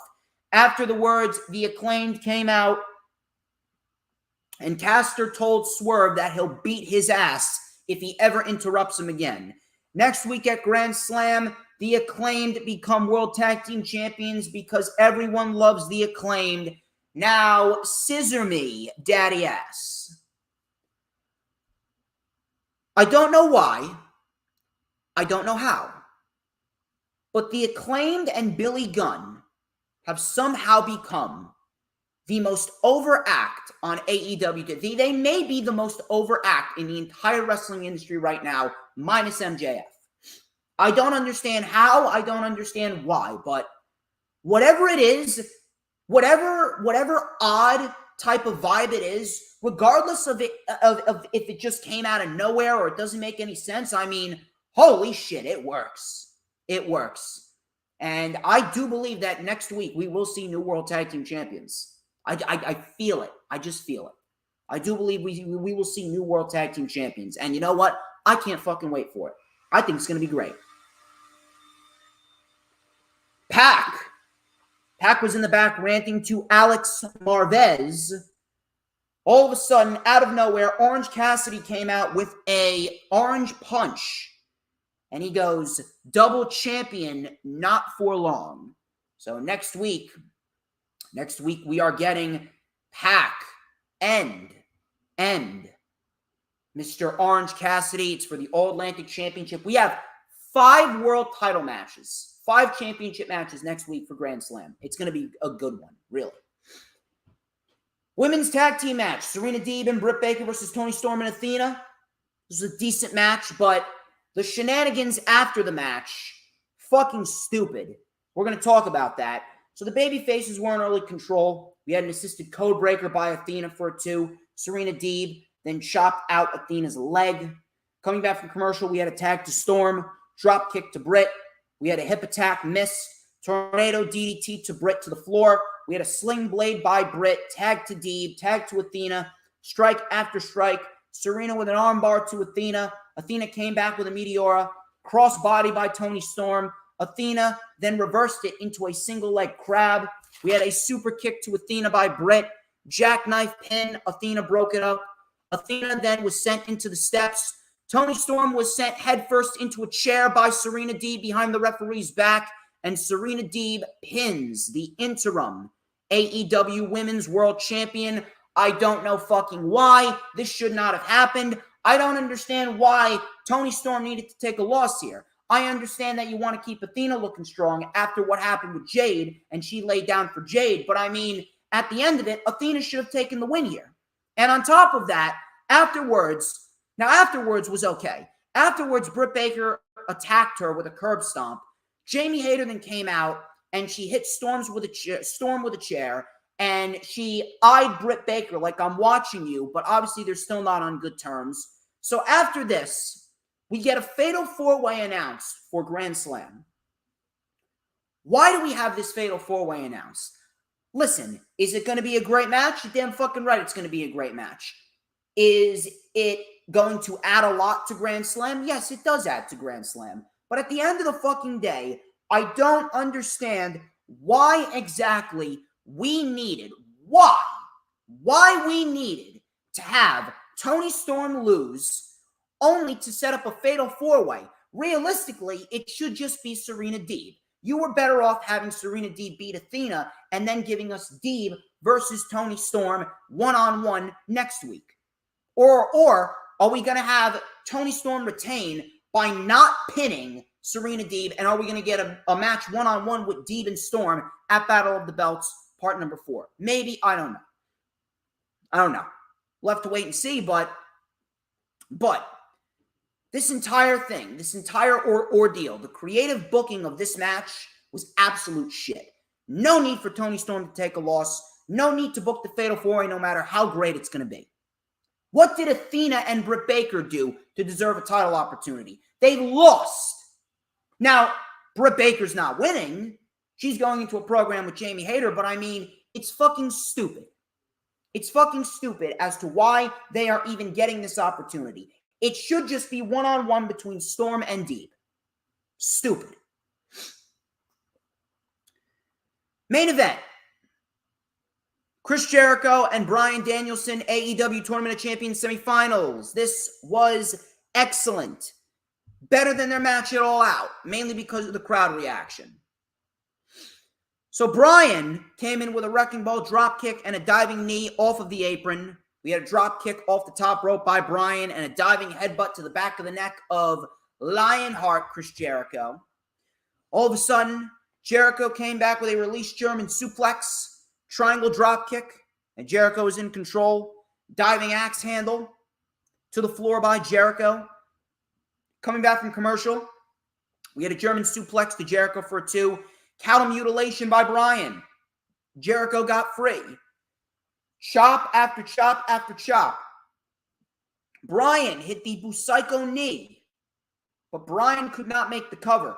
Jericho then landed Bryan hard on his knee. Jericho attacked the knee. I actually thought Bryan was legit hurt here. So Jericho went on the knee with a fatal 4-way, figure 4 around the ring post. Jericho smiled from ear to ear. Bryan was trying to fight him with one boot. Jericho with the walls locked in. Then he transitioned into a single leg Boston Crab. He then transitioned into another figure four. Bryan got out of it. Jericho locked it on again. Bryan wouldn't tap. They traded strikes before Bryan reversed it into the label lock and then locked in the crossface. Jericho ended up tapping out, and Bryan wins an excellent match.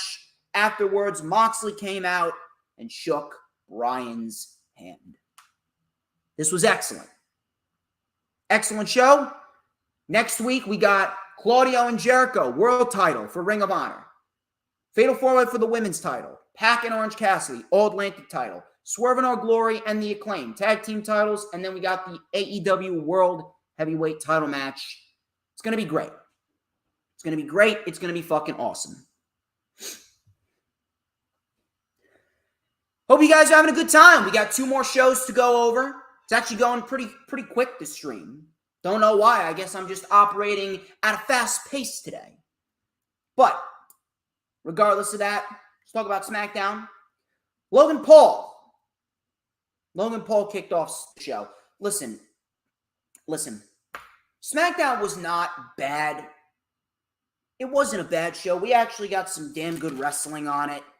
They were pushing the youth. We got a lot of decent material on it. But this whole ordeal with Logan Paul and Roman Reigns, the vibe of the show was just brought down. And it kind of bled into Rampage too. Rampage has its own flaws. Every wrestling show has its flaws. But that vibe of Logan Paul and Roman Reigns, it really bled into Rampage. It bled into Rampage, and that vibe just kind of stuck around because everyone's shitting on this. Everyone with a brain, at least. So Logan Paul kicked off the show, and he sarcastically said, "I think I did it again." That's how I feel, but except I smile from ear to ear. Oh, I did it again. DJ Storms did it again, and DJ Storms is being as controversial as he possibly fucking can. Everyone knows who the fucking boss is here. But anyway, I'm getting into it a little bit too much about myself. So he said, "I have a habit of opening my mouth." So do I. But you see, here's the difference between you and me, Logan. When my mouth opens, everything that comes out of my mouth is intelligent. Everything that comes out of my mouth is the gospel truth. I'm essentially God over here. I'm essentially God. You are not. You're just a fucking retard. But you're a great pro wrestler, so I'll give you that. So I had Roman Reigns on my podcast, and I asked, if I was to wrestle him, it would be my match, because not even Floyd Mayweather could put me down. Roman, if you're man enough, show up at the press conference and meet me face to face. So all of a sudden, we hear, "Ladies and gentlemen, my name is Paul Heyman." Crowd loves him. The bloodline came out without Roman, obviously. They surrounded the ring. Heyman entered the ring. He asked, did Logan Paul? Paul asked him to get to the point because Heyman was going on and on. Heyman then said that he shouldn't open his mouth about Roman Reigns. Paul then asked why Heyman is afraid. Is it because I would challenge Roman for the title? What if I landed that one lucky shot and I drop your tribal chief like a sack of potatoes? And what if I beat Roman Reigns for the undisputed Universal Championship? Heyman then called upon Solo Sikoa. Sammy then jumped in. He tried to calm Solo down. Sammy then landed one. He got dropped by Logan Paul. Punch right to the face. Paul then got out of dodge. And that was pretty much it. This is a fucking joke. This is an absolute fucking joke. If you guys wanted my rant on Logan Paul and Roman Reigns and the entire situation with Roman Reigns, you can go back to the beginning of the stream and listen to that. No one believes that Logan Paul could even last 30 seconds with Roman Reigns. Never mind 30 seconds. He can't even last 10 seconds with Roman Reigns. Makes absolutely no sense. You're better off just giving a Kevin Owens or an AJ Styles or someone like that that's a full-time performer. You're better off just giving him a loss. It's a joke. Roman Reigns and his world title reign this year has sucked donkey balls. Ricochet. Ricochet came out for his match with Sami Zayn. We had a lot of shenanigans in this match. We had a lot of shenanigans in this match, but I will say that the match was actually very good. The match was very good. It's virtually impossible to have a bad match when you're Sami Zayn and Ricochet. So Sami Zayn with a diving elbow to the head of Ricochet. Ricochet with a head scissor takedown. Sami then tossed Ricochet to the floor. Coming back from commercial, Ricochet dropkicked Zayn in midair. Ricochet then mounted a comeback. Springboard crossbody for a 2. Sami with a roll-up for a 2. Super kick by Ricochet. Ricochet went up top before Jimmy Uso got involved. Sami hit a beautiful Blue Thunder Bomb for a 1 and only a 2 count. Hurricane Rana pinned by Ricochet. Sami kicked out. Ricochet with a V-trigger. Sami with a half-and-half suplex, but Jay got involved because Jay got drop-kicked off the apron by Ricochet, causing the distraction. Zayn argued with Jay. Ricochet with a Tope Con Hero, taking out the Bloodline minus Solo Sikoa, and then Ricochet with a beautiful shooting star press, and Ricochet wins a very fun match here to open SmackDown, and Ricochet is continuing to win matches, which is a great thing to see. Very happy that Ricochet is being positioned as an individual that is winning matches. Again, the whole Logan Paul thing, it's just fucking stupid. It really is. Makes absolutely no sense. If you want even more in-depth thoughts on it, again, go back to the beginning of the stream. I'm glad that Ricochet's winning on TV, though. Maximum Male Models. They had a segment with Max and Maxine Dupree. They were in the ring. Max Dupree, they mentioned that they're in Anaheim, California, just a little bit away from L.A. Yeah. If you guys don't know what that means that Max Dupree is giving us little teasers that L.A. Knight is returning. And if that's the case, I can dig that because it's L.A. Knight's game. L.A. Knight is the way to go. Give me L.A. Knight in a promo battle with fucking Gunther and Roman Reigns and Paul Heyman. L.A. Knight is a fucking stud. Max Dupree? No. So, the Maximum Male Models were modeling the Back to School collection. Massey looked like a fucking Fastinisha version of Angus Young. He looked terrible. All of a sudden, Braun Strowman, I actually didn't mind this at all. Braun Strowman, his music hit, and you could visibly see Massey, he mouthed, "Oh shit." I don't know why. I found that fucking funny. And then Strowman, he just fucking bulldozed through Massey and Mansoor. He then powerbombed Mansoor. And I don't know what this is. I'm guessing that they're trying to make him WWE's version of Wardlow, but Braun Strowman will never be Wardlow. All of a sudden, the Alpha Academy came out. Shoosh. Shoosh, please. So Alpha Academy came out. Otis and Gable went right on the attack. Otis hit a world's strongest slam to Strowman, but Strowman got right back up. The Alpha Academy watched, and Strowman, here's what I will say. Strowman here actually looked very good. And Strowman, after he got back up, he looked at him, no jokes. This is no joking, Braun Strowman. He just looked directly at Otis, ripped his shirt off, and said, "Come on back in the ring, you bitch. Come on back in the ring and let's go." He is virtually useless, but one thing I will say, that is the Braun Strowman that we need. Serious, all business Braun Strowman. That is the Braun Strowman that is the best Braun Strowman. Now, next week, we got Braun Strowman and Otis. Now, I'm not going to write it off just yet. I actually want to see what Strowman can do in there with Otis. And if anything, I think it could be a little fun. So we'll have to wait and see there.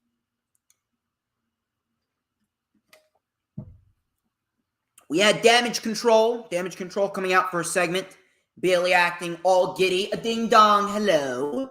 She hyped up Dakota Kai and Io Sky. Sky said SmackDown is their show now. Damage Control has the power, and we determine the future of Raw and SmackDown. Raquel Rodriguez came out. No smiling. No smiling. So that's definitely a nice little detail. No smiling. And she says that she sees 3 bullies that hurt her partner and are powerless at stopping me from getting revenge. So we go into a match with Bayley and Raquel. Crowd didn't really give a shit about this, but Raquel actually looked pretty decent here. So Raquel hit a stinger splash for a 2.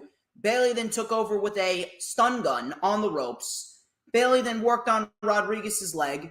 Raquel mounted a comeback with a fall-away slam combination. Kai then came in. Kai was used as a weapon, and she was slammed on top of Bayley. Why that wasn't a DQ, I don't know. I'm guessing it was referee's discretion. Raquel then with a twisting Vader bomb on both women. Io Sky then raked Raquel's eyes behind the referee's back. Bayley hit the Rose Plant, and Bayley won. As Damage Control was attacking Raquel, all of a sudden, Shotzi came out. Shotzi came out to help, and Shotzi seemingly turned babyface. This is a great move because Shotzi is much better as a babyface, number 1. And number 2, according to Fightful, there's reports about Shotzi potentially getting her tank back. And if that's the case, I really do hope so. I really do hope so. Let's get Shotzi her tank back. Liv Morgan and Ronda Rousey had a little sit down. And listen, they're trying with this program, but no one believes in Liv Morgan. Liv Morgan was then sitting with Ronda, and she challenged Ronda to an Extreme Rules match. And Ronda said, "It's your funeral." So that's that. Liv Morgan's time is up. Liv Morgan's time is 100% up, and I fully expect Ronda Rousey to win, and then Shayna Baszler could potentially get involved, and Shayna Baszler could very well cost Ronda Rousey the championship. Or not cost Ronda Rousey the championship, cost Liv Morgan the championship. Drew McIntyre. Drew McIntyre came out. He stood on the announce table and he demanded that Cross come out and confront him. He said, "Grow a set. Step up. You want to talk about time? The only time you have to worry about is 3, 2, 1, lights out." Short, sweet, simple. I think Drew and Cross are going to absolutely tear the fucking house down at Extreme Rules. So I'm very much looking forward to seeing what those 2 individuals do when we inevitably see that match in a couple weeks' time. Solo Sikoa versus Madcap Moss. More youth movement being pushed on WWE TV. I like it. So, this was actually pretty solid.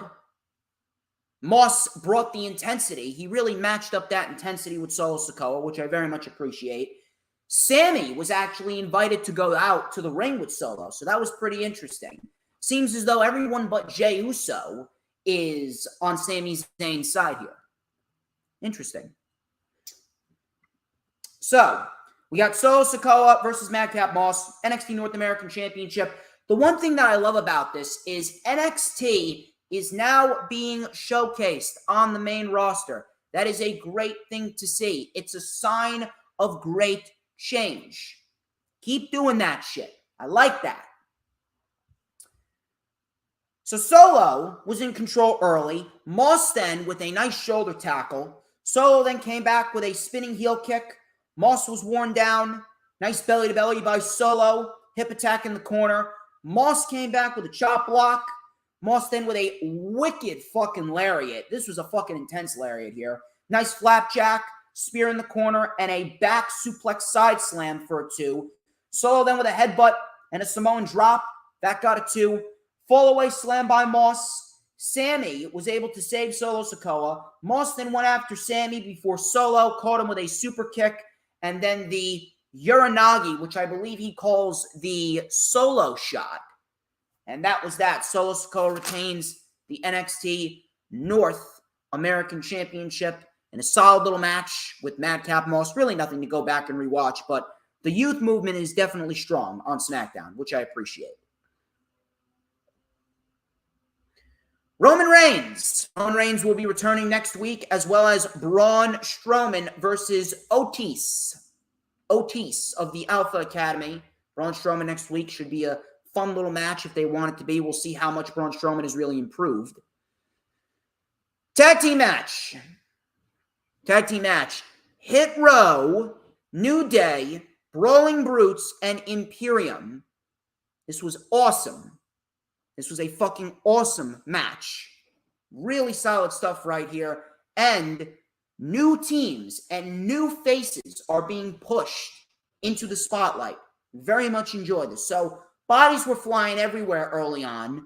Woods then with a suicide, tope suicida, over the top rope onto the pile. Kofi did the same. Coming back from commercial, the Brawling Brutes were in control. Adonis then tagged in. He got taken out by Ludwig Kaiser. We had a double drop kick to Kofi by Imperium. Coming back from a second commercial, Woods got the tag. He picked up the pace with a double DDT on Adonis and Butch. We had a Russian leg sweep to Vinci. Woods covered Vinci for a 2 count. Butch then with a moonsault off the apron onto Imperium. He took out Kofi. Nice snap suplex on Ashante via Adonis. We had a roundhouse kick to the head. All of a sudden, Top Dollar comes in. He has Woods and he has Butch on his shoulders. And then all of a sudden, he has, I believe it was Ludwig Kaiser. I believe it was Ludwig Kaiser that jumped on him. It was either that or Kofi. I think it was Kofi. So he had Kofi in a World's Strongest Slam position.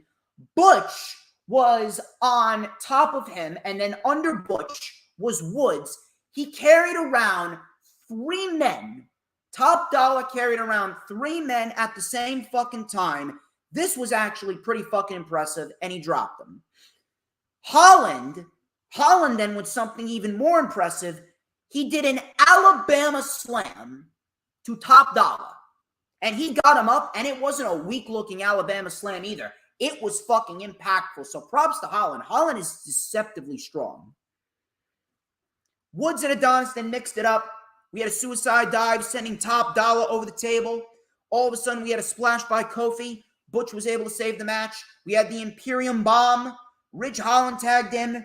He tossed Kaiser out of the ring and pinned Kofi for the 1-2-3 victory. And the Brawling Brutes are fighting the Usos next week. I like that. New teams, fresh faces. I think it's going to be a damn good fucking match. Very much looking forward to it. SmackDown wasn't bad, but I mean, holy shit. That Logan Paul and Roman Reigns press conference, whatever's taking place today, and then that segment, it just set off a very off-putting vibe for the rest of the show. I'm sorry. That shit should not be a thing. It really shouldn't. I'm sorry. Cannot fucking stand that shit. Get Logan Paul out of the world title picture. This should not even be happening. And it sucks. It sucks because that announcement ruined what was otherwise a decent little SmackDown. And you could say it did the same for Rampage too, because that's all that people were fixated on. Rampage has its own problems though. Why do we have 4 fucking matches on Rampage? Why did we need Ethan Page and Danhausen on Rampage? That should have been taken off the show, and you should have given more time to Darby Allin and Matt Hardy. No reason for 4 matches. TK, I'm sorry, you need to cut the matches. No more 4 matches on Rampage. 4 matches should not be a thing on a 1-hour show. It's 3 matches on Rampage. It's 5 matches on Dynamite, not 6. I'm sorry, TK. You gotta cut the shit.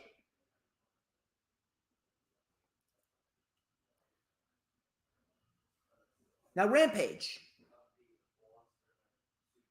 wasn't terrible. But that just vibe. The 4-match format, it doesn't work for Rampage. It honestly makes me not want to watch Rampage. Darby Allin and Matt Hardy. This was actually a pretty solid match right here. And listen, I know that many people sour on Matt Hardy as a singles guy, but Matt Hardy, he's not the best. But when he's given the opportunity, Matt Hardy can put on a solid singles match. This wasn't bad at all. So we had a very technical start between the two. Matt was then sent back first into the steps. Darby went for a dive onto Matt on the apron, but Matt moved. Darby crashed and burned. Matt then took advantage and powerbombed Darby into the post, which looked brutal. Coming back from commercial, Darby then mounted a comeback, still selling the lower back because of the apron swanton bomb. We had a side effect by Matt for a 2. Backslide by Darby for a 2. He went for the twist of fate, but Darby countered into the Scorpion Death Drop. Hardy then with the BT bomb, very nicely done. Darby kicked out. Hardy then with a moonsault, but he missed. Darby with the code red, Matt kicked out, and then Darby inevitably locked in the Last Supper for the 1-2-3 victory. The crowd was actually a lot better, and that was it. Darby won. Afterwards, the lights went out. Brody King and Julia Hart were in the ring. Brody clotheslined the shit out of Hardy and then demanded for Sting and Darby to come out. Sting and Darby then came out, and Brody said, just because you cut the head off the snake doesn't mean that there isn't plenty of venom left. And I like that line by Brody. Brody then said, next week, Darby and Sting in the House of Black, no DQ. Brody then choked out Matt Hardy while Matt Hardy was hanging over the apron. Like a beast. I like it. I like it. So that should be a great fucking match next week. Also, we got Eddie Kingston and Sammy Guevara next week. So that should be a damn good match on Rampage as well. I don't understand why Rampage has 8 fucking matches. I don't understand why it has 8 fucking matches, but should get some decent wrestling on Rampage. Claudio Castagnoli. He came out to address the crowd. He said that the Blackpool Combat Club, we all make each other better. Claudio expressed support for Yuta and praised respect to Dax Harwood for his match last week. He talked about Bryan and Moxley in the finals of the World Title Tournament. Jericho then interrupted. He hyped up the JAS, and he said that he's not competing for the AEW World Championship. Claudio reminded him that he tapped out. Jericho then said he wanted numero ocho, which is his 8th World Championship. I've never been a world champion for Ring of Honor. He then challenged Claudio for the ROH World title at Grand Slam. I like that as well. Claudio then accepted and said he's going to beat the hell out of him. Next week on Rampage, we also got Diamante and Jade Cargill for the TBS Championship. So Jade Cargill is continuing to run through the women's division week after week. Penelope Ford, she took on Willow Nightingale. I wasn't really expecting much from this match. And listen, this isn't a match that you're going to go back and rewatch, but they actually matched up pretty decently together. I didn't mind this match. I'm not sure how you guys felt, but I didn't mind it. I thought it was a decent little match here. Willow Nightingale and Penelope Ford, they're not the best, but they're pretty solid. So Ford came back with some slingshot knees to Willow's gut on the apron. Coming back from commercial, Willow with a big boot and a nice spine buster for a 2. Penelope Ford with a back bridge into a stunner, which looked very nice. Willow kicked out. Willow then, this was nasty right here. Willow pounced the shit out of Ford, and Ford landed neck first on the bottom rope. That looked nasty. So then Ford came back with a punt kick, face buster, and then she locked in the Muda lock, and Willow Nightingale ended up tapping out. So Penelope Ford gets the win there. Grand Slam, Golden Ticket Battle Royal. The winner will get an AEW World title opportunity at a future date. That match is also taking place next week, which should be good. Ethan Page versus Danhausen. Easy win for Ethan Page. Did not need to be on this show. Don't know why it was, but Ethan Page needs to start somewhere, and he's gaining wins en route to challenging for the All-Atlantic Championship. Ego's edge, and Page wins. Next week, we also have Ricky Starks and Powerhouse Hobbs and Ray Phoenix and Jungle Boy on Rampage, which should be 2 fun little matches. Main event was Samoa Joe versus Josh Woods for the Ring of Honor World Television Championship. Crowd here was firmly behind Samoa Joe. Josh Woods was trying to out-wrestle Joe. Woods and Joe traded strikes, some short jabs by Joe. Woods then targeted the left arm. Coming out from commercial, Woods continued to wrench on the arm. Joe went for the coquina clutch, but Woods came back with a backdrop suplex on Joe for a 2. Joe mounted a comeback with a boot and a nice running senton for a 2. Joe with a snap power slam for a 2. Nese and Sterling tried to cause a distraction. Woods with a fireman's carry knee. Didn't look very pretty. It didn't look all that clean, but it was a fireman's carry knee nonetheless. Joe kicked out. Joe then with a Uranagi. He punched Nese, and then he delivered the muscle buster, and Joe retains. Decent little match. Really nothing you're going to go back and rewatch. I do want to see more of Josh Woods, though. I actually want to see what he can really do. Afterwards, Tony Nese, Josh Woods, and Smart Mark Sterling attacked before Wardlow came out.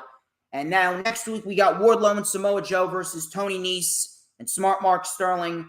Wardlow and Samoa Joe also had a little face-off. So listen, if that is a sign of a match to come, I mean, you can sign me up for Wardlow and Samoa Joe. I'm all for that.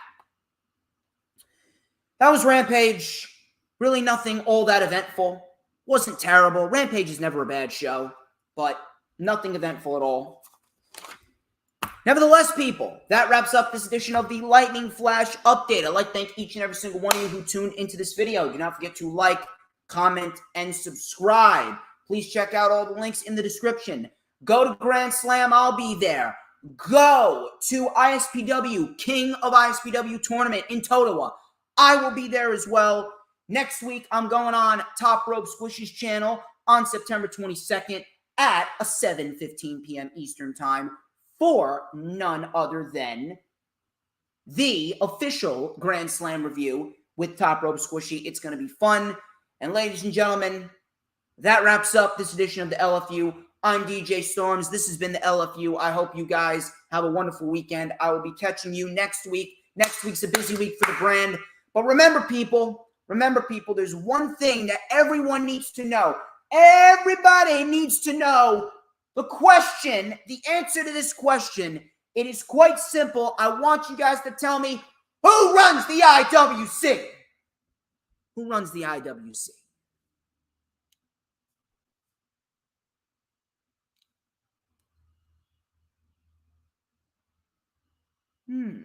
Who runs it?